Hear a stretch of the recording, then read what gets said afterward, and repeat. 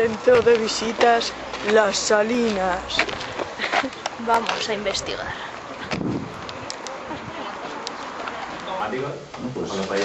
Este parque, que es el Parque Natural de las Salinas de San Pedro del Pinatar,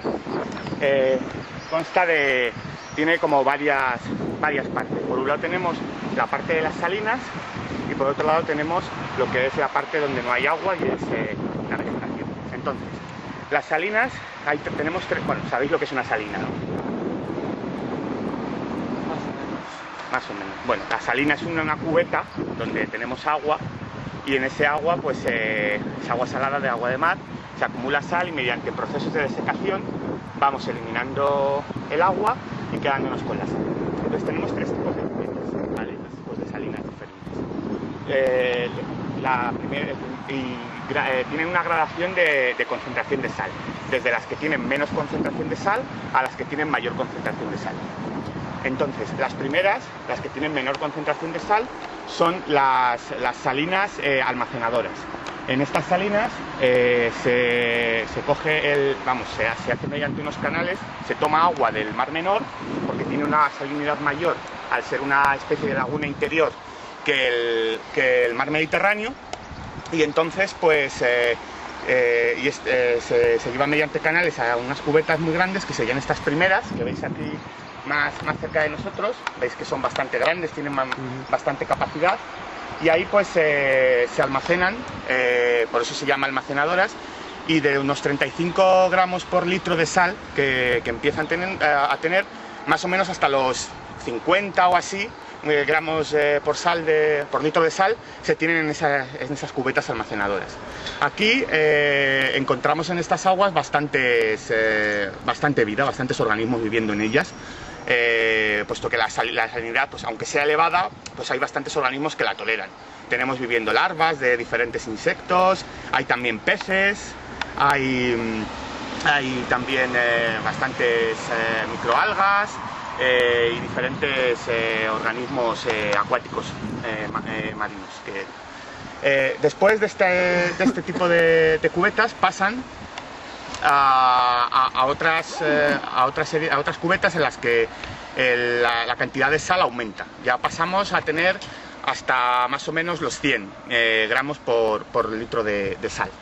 Aquí, que esta serie de cubetas que se llaman son las cubetas formadoras de sal, las cubetas desecadoras, se llaman así porque aquí la acción del sol es todavía mayor, porque claro, como podéis imaginar, la evaporación se hace por la luz del sol, y aquí tenemos sol la mayor parte de días del año. Lo que pasa aquí es que mediante la acción del sol se va evaporando la sal, va aumentando la concentración de sal en el agua. Este tipo de cubetas, como os podéis imaginar, son todavía más pequeñas para que la acción del sol sea mayor. Y aquí ya, al tener unos grados de salinidad bastante altos, ya nos encontramos restringidos a los individuos que pueden vivir aquí. Tenemos alguna microalga y sobre todo Artemia salina. Artemia salina, que visteis ayer en el centro este de cultivos, que es un crustáceo, así como un crustáceo como las gambas, de un color rosado, que luego ya explicaremos a qué se debe, y que son básicamente los individuos que toleran este tipo de sal.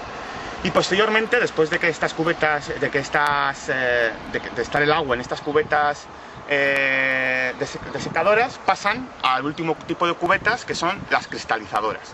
Aquí el tamaño es aún más pequeño, y por su nombre pues todos podéis imaginar qué es lo que pasa aquí. La cantidad de agua es cada vez menor, la concentración de sal es cada vez mayor. Aquí podemos llegar a concentraciones de 400 gramos por litro de sal, o lo que es lo mismo, que casi la mitad de lo que hay ahí sea sal. Y claro, pues la sal precipita y empieza a cristalizar, y es de ahí de donde se saca la sal para el consumo humano. Entonces aquí la concentración de sal es, como ya he dicho antes, brutal. Y entonces con esas concentraciones de sal, pues vosotros pensaréis que ahí no hay Dios que resista esa concentración de sal. Pues no.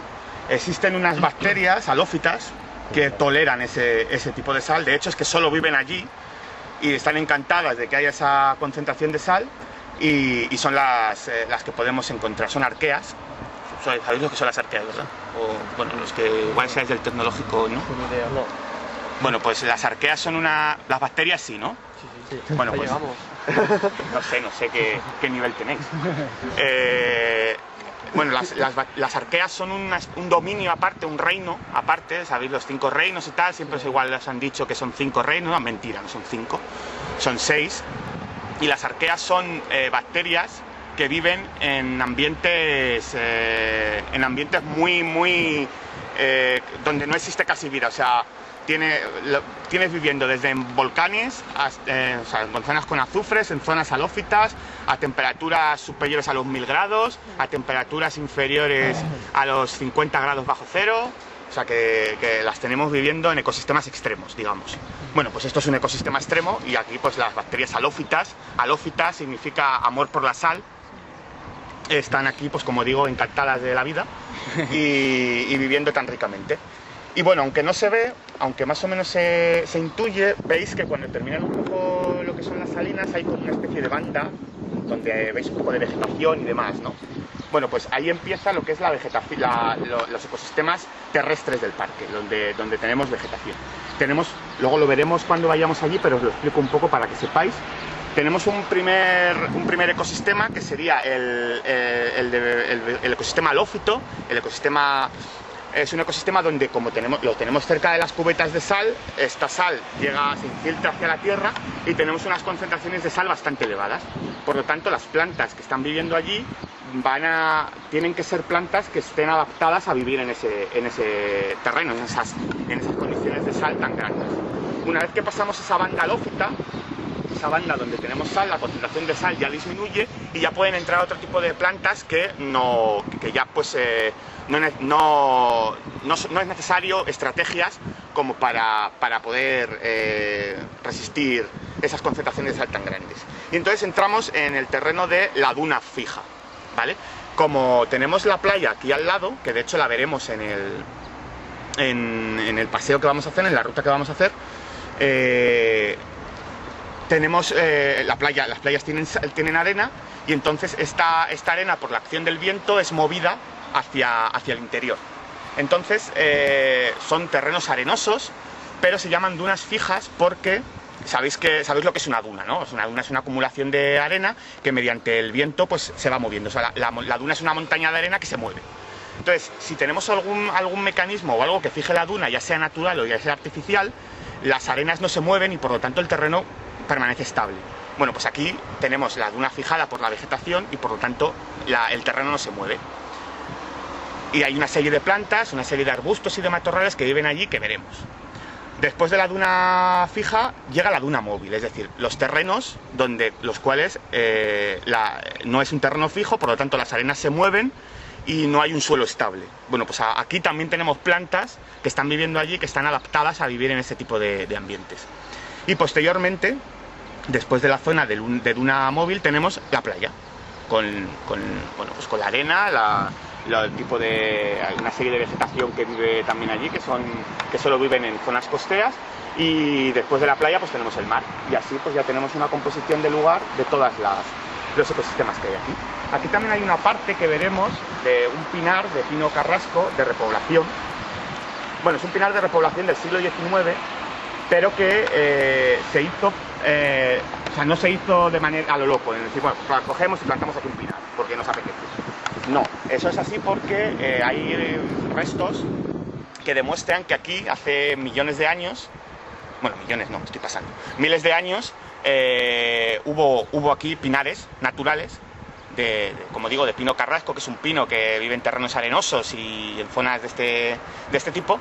Y entonces pues se hizo una repoblación en el siglo XIX y bueno, pues hay 4 pinitos ahí mal puestos que veréis y os vendrá bien para ver ese pino, que es muy característico. Y tenemos entonces otro ecosistema que, entre comillas, es artificial porque está creado por el hombre, pero bueno, digamos que no es demasiado artificial, puesto que aquí hace unos miles de años había ese tipo de ecosistema con sus plantas características y demás.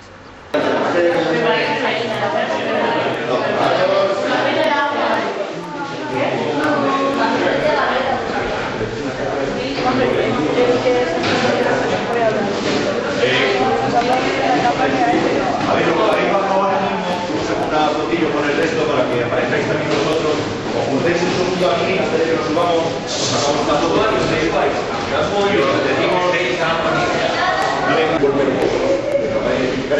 yo os habrá contado algo a lo mejor de los amigos, lo tenéis por ahí. Pues un mensaje un poquito menos, y luego ya concreto. No, primero a ver.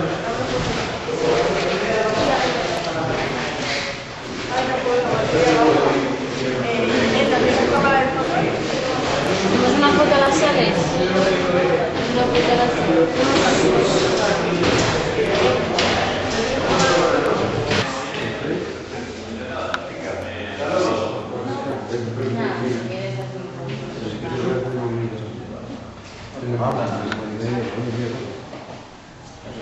Si tenéis alguna pregunta o algo, no pedís con la gana. Vale. ¿Alguna cosilla que tenéis? Ya va, Raquel, estoy mirando.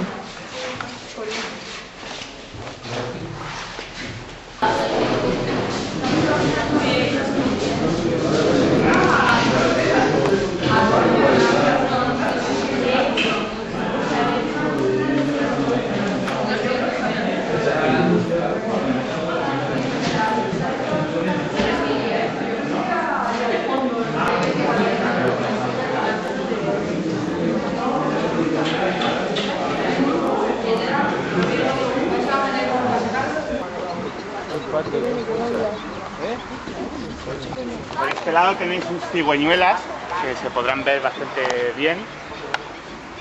Y la nátida que hay por ahí, ayer lo que vi fueron tarros blancos, así que supongo que podrá ser un tarro blanco o igual es un zampullín. Estos canales que están aquí los vais a ver rodeando todas las salinas y son el hábitat, ¿me escucháis? Son el hábitat de una especie de pez muy característica de todo el litoral levantino. Es el fartet. El fartet es un pez chiquitito que puede medir pues como máximo 10 centímetros. No sé si lo veréis. Pues probablemente porque está escondido y también porque quedan muy poquitos en la región de Murcia. Es un pez que está muy amenazado, está en peligro de extinción. Es un pez, como ya digo, que es endémico de la región levantina, sobre todo de Murcia y Almería, y Alicante, y que aparte de alimentarse de un poco lo que encuentra por aquí, de algas, de algún bichillo que hay por ahí, su plato preferido son las larvas de mosquitos. Con lo cual pues está muy bien porque nos está haciendo un favorazo. Ya os digo, hay veces que se ven por aquí los fartets. Lo que pasa es que, bueno, probablemente estén escondidos entre esas plantas que hay por allí o en alguno de los nidos que hacen, que entre el carrizo y demás. Pero bueno, cruzaremos varios puentes de estos a lo largo del recorrido. E igual, pues, si os acordáis cuando paséis, mirad por si acaso veis alguno, ¿vale? Son ya os digo, de 5 a 10 centímetros. Y las hembras son rayadas, me parece, y los machos tienen como lunares, o al revés, no recuerdo muy bien cómo son, pero vamos, se distinguen básicamente porque no creo que haya otro pez por aquí, aparte del fartet. Porque, sobre todo por los pesticidas que se utilizan en los campos para la agricultura. Se vierte por escorrentía, acaban aquí y claro, pues ya veis que el aspecto de las aguas no es el más idílico del mundo. Con lo cual pues están en peligro por eso. Sí, es todo lo mismo, porque todo lo que hay amenazado lo veréis amenazado por dos razones. Nosotros y porque nosotros hemos metido algo que no le corresponde. Nunca.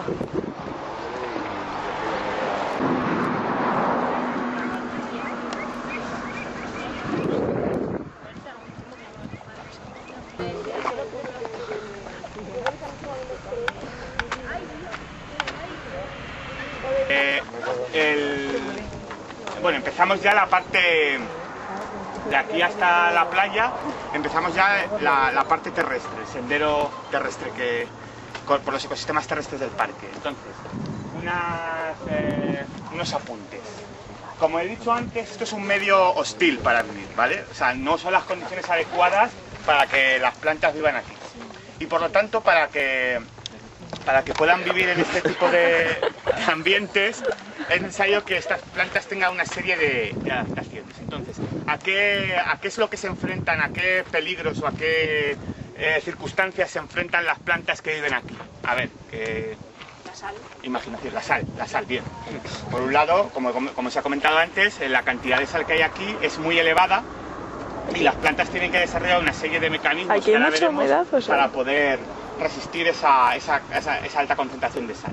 Otra cosa a la que se ven expuestas aquí las plantas, la sequedad. Esto es aquí prácticamente llueve, muchas veces, bueno, de hecho muchos meses la única humedad, entre comillas, que va a haber aquí es esta niebla que hay aquí es la única fuente de humedad que pueden tener las plantas durante muchos meses, porque hay que tener en cuenta que en esta zona más o menos puede llover como unos 300-350 milímetros al año. Si lo comparáis con Aranjuez, que está en torno a los 600, 500 y pico 600, en Aranjuez llueve el doble que aquí, y en Aranjuez, salvo igual este año, que es un poco extraño, no es que llueva normalmente mucho, con lo cual os podéis imaginar lo que llueve aquí. Además, cuando llueve, como comenté el otro día, igual te llueve en un día lo que llueve todo el año, porque aquí lo que caen son lluvias torrenciales debido a la gota fría, con lo cual pues la desecación es un factor importante al que las plantas se tienen que adaptar, y de camino hacia allá veremos cómo. Y otra tercera cosa a la que las plantas están aquí, se enfrentan. El aire. El viento también aquí es muy importante, hay unas rachas de viento muy fuertes, muchas veces pueden superar los 80, incluso los 100 kilómetros por hora, y bueno, a los arbustos pues poco les afecta, la verdad, porque en realidad les da un poco igual, pero a los árboles, como veremos más adelante con los pinos y los enebros que hay aquí, sí que también tienen otra estrategia para sobrevivir a esas rachas de viento tan fuertes. Y nos queda una última cosa, que ya esta es de nota. ¿Qué hemos dicho hasta ahora? ¿El viento? Hemos dicho el viento, la cantidad de sal La sequedad. y la sequedad. La acidez del suelo. Frío, muy frío. Nota. El mar, bueno, el mar se veía sí, reflejado Raquel. en lo de la salinidad. Que sí. Bueno, la insolación. Creo que no. Aquí, como apenas llueve, la mayoría de los días es sol de justicia, temperaturas muy altas y sol que incide directamente sobre las plantas, por lo tanto tienen que protegerse también directamente de eso, porque el sol les puede dañar los fotosistemas con los cuales hacen o sea, aunque parezca una paradoja o algo un poco contrario, a más cantidad de luz la planta no vive mejor, a pesar de que la necesita para hacer la fotosíntesis. Necesita una serie de mecanismos que hagan que no incida tanto esa cantidad de luz en la planta. Y también de camino hacia allá pues veremos las diferentes adaptaciones que pueden tener las plantas a esto. Vamos a pasar ahora por los diferentes ecosistemas del parque, y el primero, que iría desde lo que son el límite de las salinas hasta donde veis los pinos aquí, es la zona de Saladar, ¿vale? La zona de Saladar tiene unas concentraciones de sal bastante altas, pueden llegar a tener hasta 25, una concentración de hasta 25 gramos por litro. Aquí no hay agua, pero tienen unas concentraciones bastante elevadas. Y entonces, las plantas que van a vivir aquí, básicamente, las que podemos encontrar son estas cosas extrañas que habéis visto por todo el camino y que parecen marcianos que nos han invadido, que serían esas cosas de por allí. También los espartos, que son estas plantas que veis aquí, estas gramíneas, que las vais a ver en Aranjuez, porque Aranjuez, al tener yesos, también tiene una concentración de sal bastante elevada. Y bueno, estas plantas que veis aquí, no os voy a decir los géneros, pero os podéis quedar con que son quenopodiáceas, la misma familia que las espinacas o las acelgas, que es así que las conocéis, y que es el mecanismo que utilizan para tolerar la sal. Bueno, si os acercáis, os pasáis esta ramita, y os acercáis a estas matas de aquí, vais a ver que tienen una serie de tallos de color verde, y en la parte de abajo tienen unos tallos de color rojo. ¿vale? Luego los que estáis al fondo y están hablando y están pasando de lo que les estoy diciendo, que lo vean. También. Se ven unos tallos rojos. Esos tallos son tallos, comillas, que están muertos, es decir, no tienen clorofila, por lo tanto no fabrican la fotosíntesis, pero almacenan sal. Y al almacenar sal, esos tallos se vuelven de color rojo, con lo cual les permite a estas plantas poder vivir aquí. Necesitan algo para evitar esta salinidad. Y la estrategia que siguen todas las quenopodiáceas, estas y las de allí, son acumular sal en partes de la planta, ¿vale? O sea que siempre que veáis una planta de este aspecto así, con tallos raros, verdes, que suben así en plan matorral y que tienen partes rojas, estáis en un terreno con mucha sal, ¿vale? O decir antes, debería preguntaros, que vais a saber, por aquí... Espera, que te lo contesta Isabel, que está allí y atenta. Espera, que te lo contesta Isabel. Isabel lo sabe, seguro. Que estamos hablando de ti. Sí. ¿Por qué las plantas, estas que he comentado antes, necesitan acumular sal para poder vivir aquí? Por la presión osmótica. Muy chula, sí, muy chula, yo lo he dicho. Qué lince, ¿eh? Mírala. Porque Ya que lo graba. si estamos viviendo en un medio que tiene más sal que el que obviamente tiene la planta, si tuviera la planta si no la acumula, el agua de la planta para igualar concentraciones va a tender a salir. Entonces la planta se muere. ¿Qué hacemos? Acumulamos sal en el interior y así pues evitamos que el agua salga. Esa era una de las estrategias, acumular sal. Y la otra es excretarla, es decir, mediante unos poros que tienen las plantas, la sal la excretan. Cuando ya acumulan tanta, que es imposible que acumulen más, porque si no se morirían, las plantas mediante unos poros excretan la sal que quedaría cristalizada y la excretan sobre todo en los tallos y sobre todo en las hojas, ¿vale? Entonces, os paso esta hojilla de un... bueno, no os voy a decir lo que es. Una hojilla. Muy bien, hombre, tal. Es una plumbagina. Yo lo suelto. Y el cuentahilos para que mientras vamos caminando un poquillo en el embés.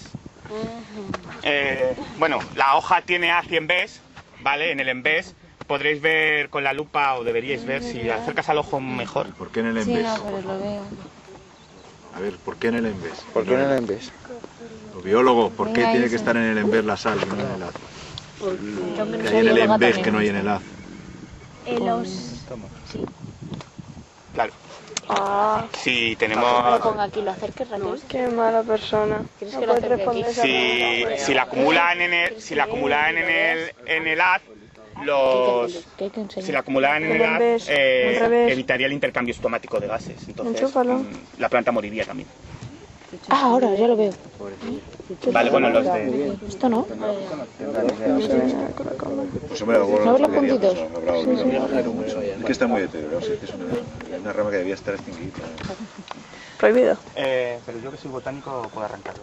Pues nada. Ah, claro, Tengo tenéis un permiso. poder especial, ¿verdad? Claro, los botánicos tenemos poderes especiales. claro. Podemos usar plantas para matar a otra gente. Bueno, ¿Sabes lo venga, eso que esto no lo me que se interesa. supone? Pero yo puedo ser ingeniera y diseñar un arma para matar a los botánicos. Ay, Dios mío.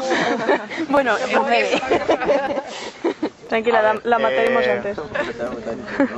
Dos cositas aquí.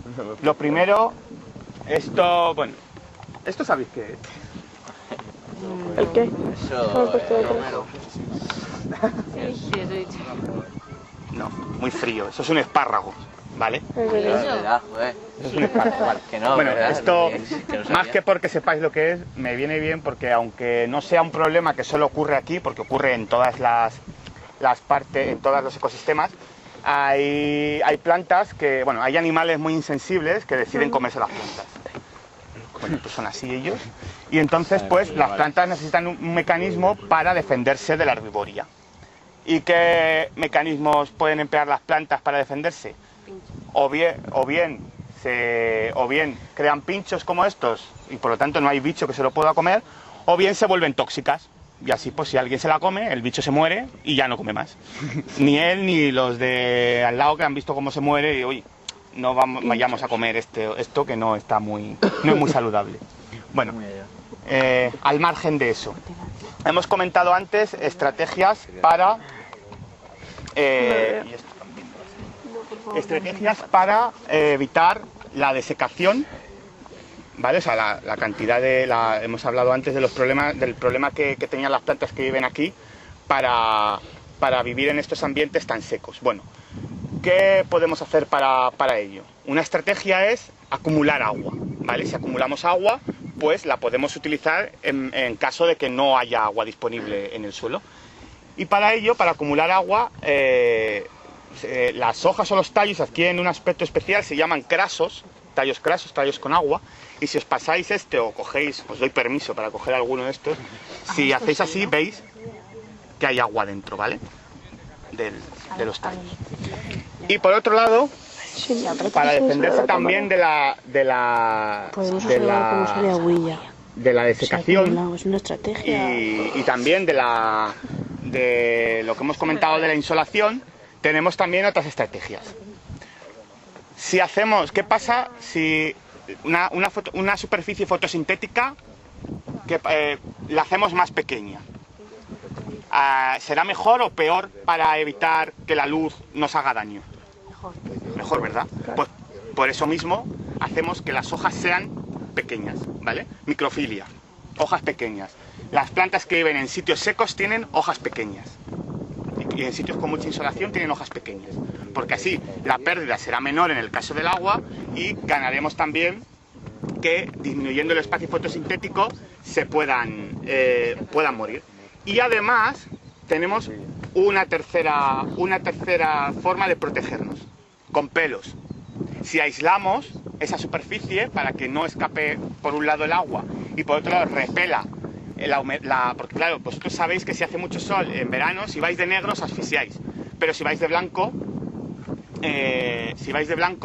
no tenemos tanto problema. Entonces, si las plantas son capaces de tener pelos blancos que les aíslen, pues podrán vencer ese problema que supone la insolación. Entonces, bueno, aquí tenemos un tallito que también os voy a pasar la lupa y vais a ver cómo tiene la microfilia, es decir, las hojas pequeñas y las hojitas tienen pelo cubriendo toda la hoja, ¿vale? Cuanto más os acerquéis al ojo la lupa, mejor veréis lo que os comento. Oh. Toma. Sandra, vamos a adelantar. Lo voy a tener difícil ahora. Hemos llegado a un punto en el que la vegetación ha cambiado, ¿vale? Ya no vemos ya empezaremos a no ver estas plantas extrañas que veíamos antes, las que acumulan sal, las quenopodiáceas, y hemos pasado de ecosistema y nos encontramos ahora en el ecosistema de la duna fija, es decir, la arena de mar que está más o menos con un suelo más o menos estable para que se desarrolle la vegetación, como podéis ver por los pinos que hay aquí, que no los hay allí porque la cantidad de sal es muy elevada, pero sí los hay a partir de aquí y no los habrá pegados a la playa porque la duna va a ser móvil. Entonces, ¿qué es lo que hace que una duna pase de duna móvil a duna fija? El viento. Las raíces de los árboles, exactamente. Si no construimos un dique o algo artificial para fijar esa duna, podemos utilizar plantas para fijarle. De hecho, los ingenieros de caminos utilizan muchas veces plantas para poder fijar los taludes de las carreteras y que no se derrumben encima de la carretera. O sea que las plantas también tienen su importancia hasta para los ingenieros que fabrican máquinas horribles para matar a los botánicos. Yo creo que es una indirecta, no me hagan mucho caso. Las fijamos utilizando plantas que tengan un sistema radical, es decir, unas raíces muy profundas raíces profundas y que además se diversifiquen mucho. ¿Por qué? Porque al tener unas raíces que sean profundas y que se muevan lateralmente, vamos a hacer que esa tierra quede fija por las raíces, o sea, atrapen a la tierra y por lo tanto no se pueda mover, ¿vale? Eso por un lado. Por otro lado, hemos hablado antes de la dificultad del viento sobre todo para los árboles. Veis aquí a estos pinos que parece en teoría que no tienen un aspecto muy saludable, ¿verdad? Que parecen así medio mortecinos y fantasmagóricos. Bueno, pues no, están fenomenal, o sea, bueno, fenomenal. Están, digamos que están aquí y no lo están pasando mal del todo. Mirando el árbol, pues, ¿me podéis decir de dónde viene el viento? Por allí. Viene del mar hacia el interior. ¿Por qué? Porque vemos cómo la estrategia que utilizan los árboles para protegerse del viento es dejar expuesta la parte de donde le viene el viento y tener hacia el otro lado las estructuras vegetativas y las estructuras de fotosíntesis hacia el otro lado, con lo cual pues el viento así no les incide tanto. Y por eso todos tienen esa forma. ¿Veis que todos tienen esa forma y tienen expuesta la parte que no tiene hojas o que tiene peor aspecto, como que está muerto el árbol, hacia el lado que en el viene el viento? Pero no os dejéis engañar porque estén mal, o sea, es una estrategia que tiene el árbol, y siempre que veáis árboles en zonas con viento, o paseéis y veáis algún árbol que tiene una parte con hojas y otra sin hojas, es porque allí hay rachas de viento fuertes, ¿vale? Y el árbol se ha adaptado a los últimos hábitats de los que os había comentado en la torre, la duna móvil y la zona de costa. Aquí ahora estamos en la zona de duna móvil. Aquí veis cómo ya no tenemos unos matorrales tan altos como allí. Eso quiere decir que el suelo no es tan estable y por lo tanto no pueden crecer cosas con mucho porte, porque claro, necesitarían un sistema radical muy potente para poder vivir aquí sin que se caigan. Y entonces aquí tenemos podéis ver aquí a la planta fijadora de dunas por excelencia, que es estos matorrales de ahí con hojas muy finitas y con esas espigas altas. Esta planta se llama Amófila arenaria, es una gramínea como el trigo y la cebada, el arroz y demás, que es la planta que fija dunas, ¿vale? Es la planta fijadora de dunas. Y en todas las zonas de costa donde vayáis, en casi todas va a aparecer esta planta fijando las dunas. Y también es una planta que utilizan bastante los ingenieros para fijar los taludes de las carreteras. Si cuando vayáis por carreteras fijáis, vais a ver cómo es bastante abundante. Terminamos en la duna fija, móvil, perdón, y llegamos a la línea de costa, ¿vale? Ahora tenemos desde aquí hasta la otra pasarela como 1 kilómetro por el que la ruta se va a hacer por la playa.